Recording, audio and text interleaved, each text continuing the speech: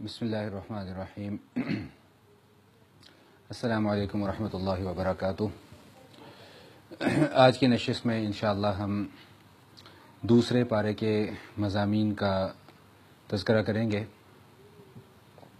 دوسرے پارے کا آغاز ہوتا ہے تحویل قبلہ کے حکم سے، یعنی کہ قبلہ کو تبدیل کر دینے کا حکم۔ نبی کریم علیہ الصلاۃ والتسلیم نے جب مکہ معظمہ سے مدینہ منورہ ہجرت فرمائی تو اس سے پہلے مسلمانوں کا قبلہ بیت المقدس تھا۔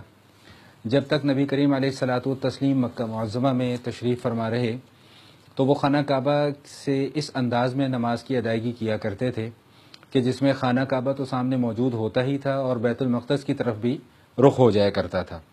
لیکن جب مدینہ منورہ تشریف لائے تو یہ صورت باقی نہ رہی، تو لامحالہ بیت المقدس کی طرف منہ کر کے نماز کی ادائیگی کی جاتی تھی، اور تقریباً 16 ماہ تک نبی کریم علیہ الصلاۃ والتسلیم بیت المقدس کی طرف رخ کر کے نماز کی ادائیگی کرتے رہے۔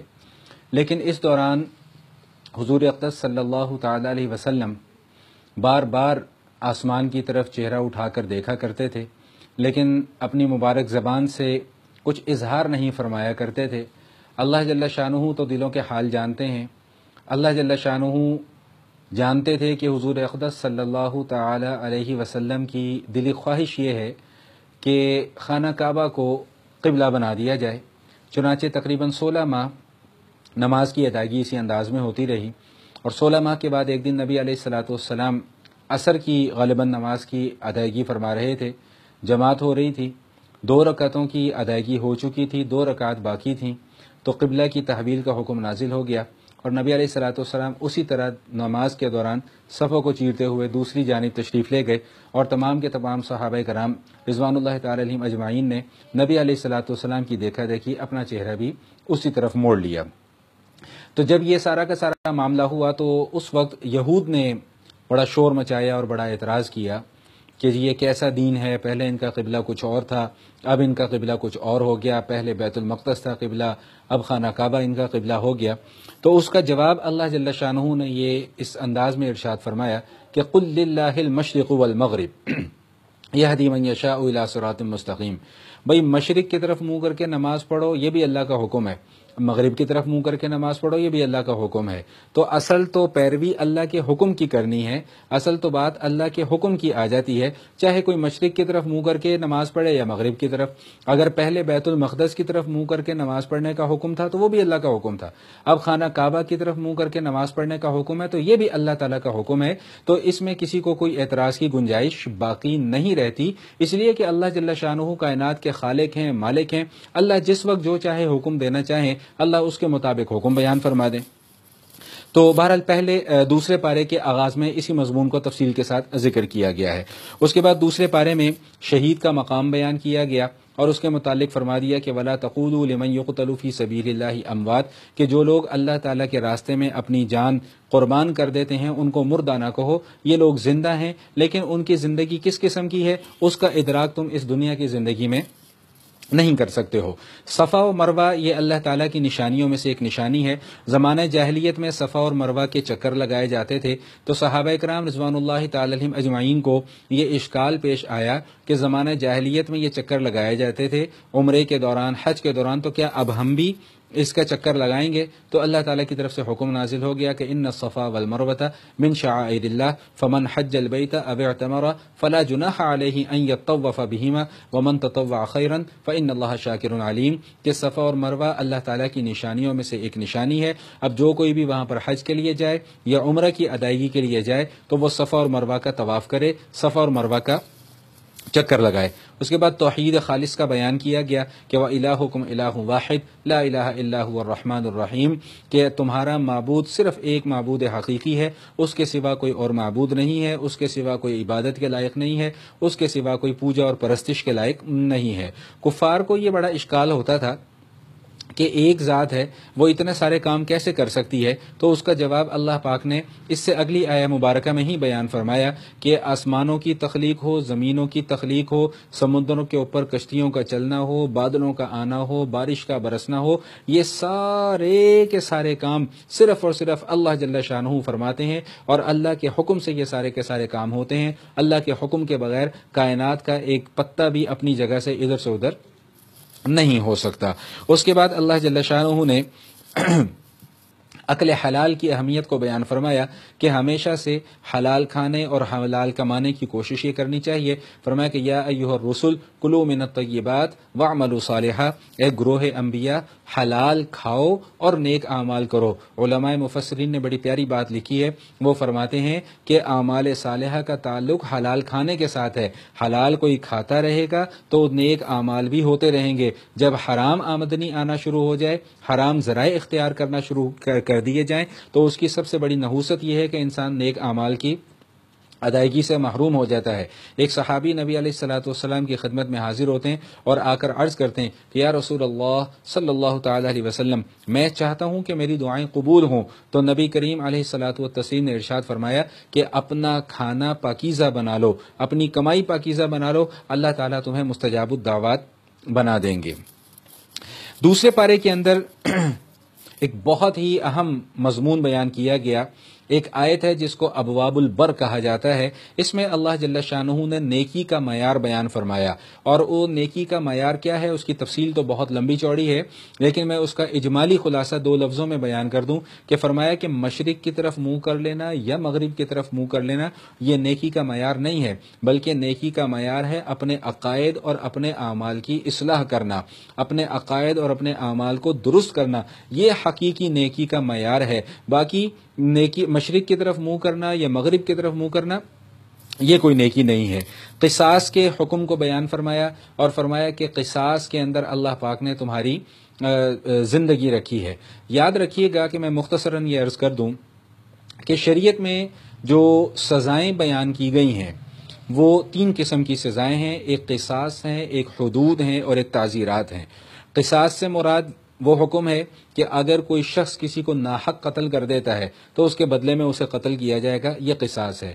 اور حدود وہ سزائیں ہیں کہ کسی گناہ کے سرزد ہو جانے پر جو شریعت اس کی سزا بیان کرتی ہے اس کو حدود کہا جاتا ہے۔ اور تعزیرات سے مراد وہ سزائیں ہیں کہ کوئی جرم انسان سرزد کرتا ہے، کوئی جرم انسان سے سرزد ہو جاتا ہے تو اس سزا کو قاضی کی ثوابدید پر چھوڑ دیا جاتا ہے کہ وہ موقع کی مناسبت سے اور حالات کے مطابق اور موافق وہ جو سزا دے اس کو تعزیر کہا جاتا ہے۔ تو یہاں پر قصاص کا حکم بیان کیا گیا کہ وَلَكُمْ فِي الْقِصَاصِ حَيَاةٌ، کہ قصاص کے اندر اللہ تعالیٰ نے تمہارے لیے زندگی رکھی ہے۔ اور یہ دو جملوں کے اندر اتنا خوبصورت اصول بیان کر دیا گیا کہ اگر شرعی سزاؤں کا نفاذ کر دیا جائے، حقیقی معنی میں اللہ تعالیٰ کی حدود کو قائم کر دیا جائے، تو دوبارہ کسی کو گناہ کرنے کی جرت نہ ہو۔ بہت سارے اعتراضات کیے جاتے ہیں تو ان تمام کے تمام اعتراضات کا جواب دینے کا تو موقع نہیں ہے، لیکن میں مختصراً صرف ایک چھوٹی سی بات عرض کر دوں کہ اللہ تعالیٰ کی طرف سے نازل شدہ کوئی بھی حکم حکمت سے خالی نہیں ہے۔ وہ حکمت میری اور آپ کی سمجھ میں آئے یا نہ آئے، لیکن اللہ جل شانہ کی طرف سے جو احکام نازل کیے گئے ہیں ان میں سے کوئی ایک حکم بھی حکمت سے خالی نہیں ہے۔ تمام کے تمام احکام حکمت سے بھرپور ہیں۔ اور یاد رکھیے گا کہ ایک مرتبہ اگر شرعی سزاؤں کا نفاذ ہو جائے تو دوبارہ پھر کسی کو جرت نہ ہو اس قسم کا جرم کرنے کی، جب اسے پتہ ہو کہ یہاں پر میرا سر قلم کر دیا جائے گا، جب چور کو پتہ ہو کہ میرا ہاتھ کاٹ دیا جائے گا، جب زانی کو پتہ ہو کہ مجھے سنسار کر دیا جائے گا یا مجھے کوڑے لگائے جائیں گے، تو دوبارہ کسی کو جرت نہ ہو ایسا کام کرنے کی۔ شریعت کا ایک اصول یاد رکھیے گا، جتنا بڑا جرم ہوگا اتنی ہی سخت سزا اللہ تعالیٰ کی طرف سے بیان کی جائے گی۔ اس کے بعد اسی دوسرے پارے کے اندر روزے کی فرضیت کو بیان کیا گیا اور فرمایا کہ یہ روزے کی فرضیت کوئی ایک نئی اور کوئی اچھمبی چیز نہیں ہے۔ تم سے پہلے جتنی امتیں گزری ہیں اللہ تعالیٰ نے ان کے اوپر بھی روزوں کو فرض قرار دیا تھا، تمہارے اوپر بھی اللہ تعالیٰ نے روزوں کو فرض قرار دیا ہے۔ ہاں وہ ایک الگ بات ہے کہ گزشتہ زمانے میں یا جو گزشتہ امتیں گزری ہیں ان کا روزہ رکھنے کا طریقہ کار میں تو اختلاف ضرور ہو سکتا ہے، لیکن روزے کی فرضیت تمام کے تمام امتوں پر تھی، جس طرح کہ اس امت پر اللہ جل شانہ نے روزے کی فرضیت کو بیان فرمایا ہے، اور اس کے ساتھ ساتھ روزے سے متعلقہ چند مسائل بھی بیان کر دیے گئے، اور اس کے بعد اللہ جل شانہ نے رشوت کے متعلق حکم بیان فرما دیا کہ رشوت کو اللہ تعالیٰ نے پسند نہیں فرمایا، کہ رشوت کے ذریعے سے مال کھانا یہ اللہ کے نزدیک ناجائز اور حرام ہے، اور اللہ تعالیٰ نے امت کے اوپر بھی اسی حکم کو نافذ فرمایا ہے۔ رشوت کے حوالے سے نبی علیہ الصلوۃ والسلام کے بھی بے شمار فرامین مبارکہ مقدسہ موجود ہیں کتابوں کے اندر، الراشی والمرتشی کلاہما فی النار، کہ رشوت لینے والا رشوت دینے والا دونوں کے دونوں جہنم کے اندر جائیں گے۔ میں ایک مختصر سا واقعہ عرض کر دوں، بات کو سمجھنا آسان ہو جائے گا۔ نبی علیہ الصلوۃ والسلام نے ایک صاحب کو کسی علاقے میں زکوٰۃ اکٹھا کرنے کے لیے بھیجا، زکوٰۃ کے اموال اکٹھا کرنے کے لیے بھیجا۔ جب وہ زکوٰۃ کے اموال اکٹھا کر کے واپس حاضر ہوئے تو ان کے ساتھ کچھ تحفے اور تحائف بھی تھے۔ تو جب تحفے تحائف بھی آئے تو نبی علیہ الصلوۃ والسلام کے سامنے انہوں نے زکوٰۃ کے اموال کو بھی رکھا اور تحفے تحائف کو بھی رکھا، اور ساتھ یہ عرض کیا کہ یا رسول اللہ، یہ تو وہ مال ہے جو زکوٰۃ کی مد میں اکٹھا کیا، اور یہ وہ مال ہے جو مجھے لوگوں نے تحفے تحائف دیے ہیں۔ نبی علیہ الصلوۃ والسلام نے ان کی بات کا کوئی جواب نہیں دیا، ممبر پر تشریف لے گئے اور ایک خطبہ ارشاد فرمایا۔ اس خطبے کا مفہوم یہ ہے کہ لوگوں کو کیا ہو گیا ہے کہ ہم ان کو زکوٰۃ کے اموال اکٹھا کرنے کے لیے بھیجتے ہیں، اور وہ واپس آ کر ہمیں کہتے ہیں کہ یہ زکوٰۃ کے اموال ہیں اور یہ وہ مال ہے جو مجھے ہدیہ ملا ہے۔ تو نبی علیہ الصلوۃ والسلام نے فرمایا کہ اگر تم اپنے گھر کے اندر بیٹھے رہتے اور تم اس مقصد کے لیے نہ جاتے تو کیا پھر تمہیں یہ تحفے تحائف ملتے؟ لا محالہ سی بات ہے کہ اس وقت پھر یہ تحفے تحائف نہیں ملتے تھے۔ تو گویا کہ نبی علیہ الصلوۃ والسلام نے کسی سیٹ کے اوپر، کسی عہدے کے اوپر اگر کوئی شخص بیٹھا ہو اور اس کو پھر تحفے تحائف ملیں تو اللہ کے حبیب صلی اللہ تعالی وسلم نے اس کو رشوت قرار دیا ہے۔ اللہ تعالی ہمیں اس سے محفوظ فرمائے۔ اس کے بعد چاند کے متعلق مسائل کو بیان کیا گیا کہ چاند کبھی بڑھتا ہے، کبھی کم ہو جاتا ہے، کبھی گھٹتا ہے، کبھی بڑھ جاتا ہے۔ تو صحابہ کرام نے بڑی حیرانگی سے ایک دن سوال پوچھا کہ یا رسول اللہ صلی اللہ علیہ وسلم، یہ چاند کبھی بڑھ جاتا ہے، کبھی کم ہو جاتا ہے، یہ کیا مسئلہ ہے؟ ہمیں یہ مسئلہ سمجھ میں نہیں آتا۔ تو نبی علیہ الصلوۃ والسلام نے اس کا کوئی سائنٹیفکلی جواب نہیں ارشاد فرمایا، بلکہ اس کا اصل مقصد بیان فرما دیا کہ بھئی چاند کی تاریخوں کا حساب رکھا کرو۔ کیوں؟ اس لیے کہ چاند کے اوپر ہی تمہارے رمضان کے روزے ہیں، چاند کے سے متعلقہ ہی تمہارے حج کے ایام ہیں، چاند سے متعلقہ ہی تمہارے دیگر امور ہیں۔ مثال کے طور پہ جو خواتین کی عدت کا مسئلہ ہے، اس کا تعلق بھی چاند کی تاریخوں کے ساتھ ہے، زکوٰۃ کی ادائیگی کرنی ہے، اس کا تعلق بھی چاند کی تاریخوں کے ساتھ ہے، رمضان کے روزے رکھنے ہیں، اس کا تعلق بھی چاند کی تاریخوں کے ساتھ ہے، حج کرنا ہے، اس کا تعلق بھی چاند کی تاریخوں کے ساتھ ہے۔ اس کے علاوہ اور بے شمار امور ہیں کہ جن کا تعلق، عیدین کا مسئلہ ہے، اس کا تعلق بھی چاند کی تاریخوں کے ساتھ ہے۔ تو یہ سارے کے سارے معاملات ایسے ہیں کہ جن کا تعلق چاند کی تاریخوں کے ساتھ ہے۔ تو لہٰذا علماء کرام یہی فرماتے ہیں کہ چاند کی تاریخوں کا حساب رکھنا یہ بھی ایک مستحب اور ایک پسندیدہ عمل ہے۔ اس حوالے سے میں ایک چھوٹی سی گزارش عرض کرنا چاہوں گا کہ ہمارے یہاں گزشتہ کئی سالوں سے رمضان کے موقع پہ اور عید کے موقع پہ ایک بڑا ہوا کھڑا کر دیا جاتا ہے کہ جی وہ سعودی عرب میں روزہ ہو گیا، ہمارے یہاں نہیں ہوا، پشاور میں ہو گیا، یہاں نہیں ہوا۔ تو اس حوالے سے یاد رکھیے گا کہ یہ کوئی اتنا بڑا مسئلہ نہیں تھا کہ جس کو ہم نے اتنا بڑا مسئلہ بنا دیا ہے۔ سعودی عرب میں اگر چاند نظر آ گیا، وہاں کے لوگوں نے روزہ رکھ لیا، بہت اچھی بات ہے۔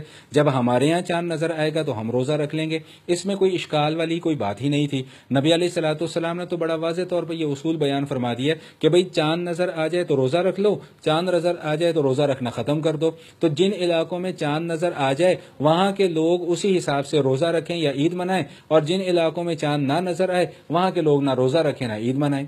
تو یہ کوئی اتنا بڑا اچنبے والی چیز نہیں تھی، یہ ہم نے اس کو زیادہ تر اپنی خواہشات پر محمول کرنے کی کوشش کی ہے۔ شریعت کے اصولوں کو ہم نے اس وقت جو ہے وہ پس پشت ڈال دیا، حالانکہ شریعت کا اصول وہی ہے جو ابھی میں نے آپ کے سامنے عرض کر دیا۔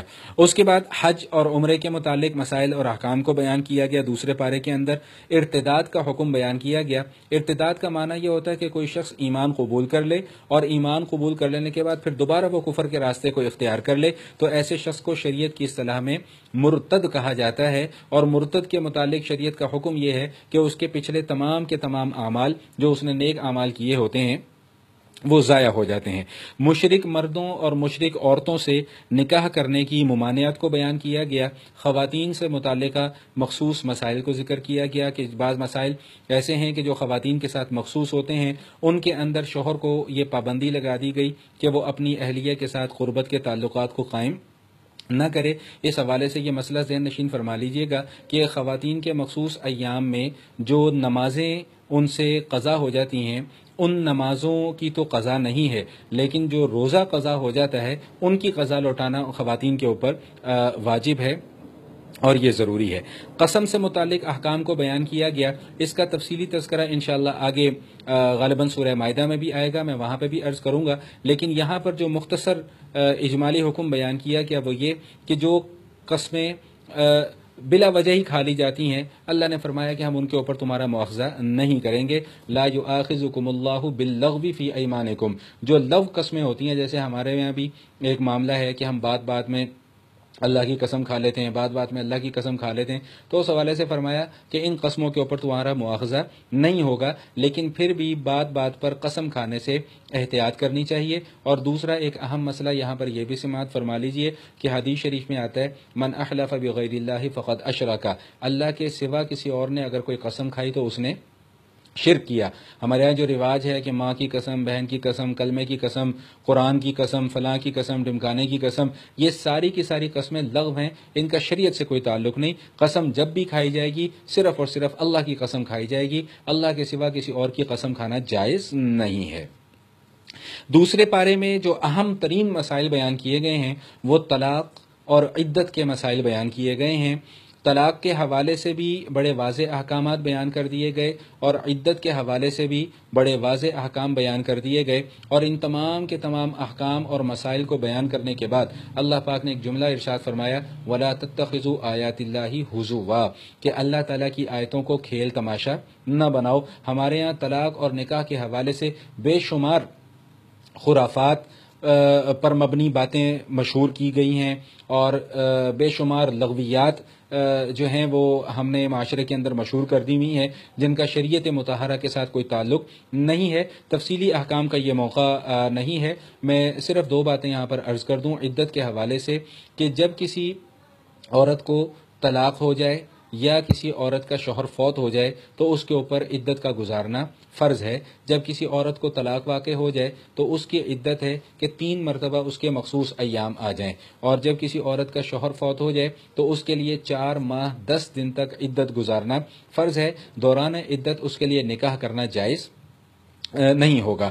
یہ ہمارے یہاں ایک بات یہ بھی مشہور کر دی گئی کہ جی عدت گزارنا جو ہے وہ کوئی ضروری نہیں ہے، تو یاد رکھیے گا کہ یہ بہت بڑی غلط فہمی ہے۔ شریعت نے عورت کے اوپر عدت گزارنے کو فرض قرار دیا ہے۔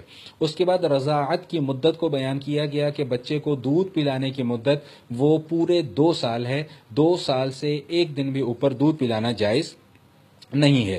دوسرے پارے کے آخر میں حضرت جالوت رضی اللہ تعالیٰ عنہ کا واقعہ بیان کیا گیا۔ یہ ایک بڑے نیک سیرت انسان تھے اور طالوت ظالم اور سرکش بادشاہ تھا۔ ان کے حوالے سے ایک واقعہ ذکر کیا گیا کہ اللہ تعالیٰ نے طالوت کو وہاں کے لوگوں پر مسلط کیا تھا جو ان کے اوپر ظلم کرتا تھا، پھر جالوت رضی اللہ تعالیٰ عنہ نے ان کے اوپر لشکر کشی کی اور انہی کے لشکر میں سیدنا داؤد علیہ السلام جو اللہ کے پیغمبر تھے، انہوں نے پھر طالوت کو قتل کیا۔ اسی مضمون کے ساتھ دوسرے پارے کی تکمیل ہو جاتی ہے اور تیسرے پارے کا آغاز ہوتا ہے۔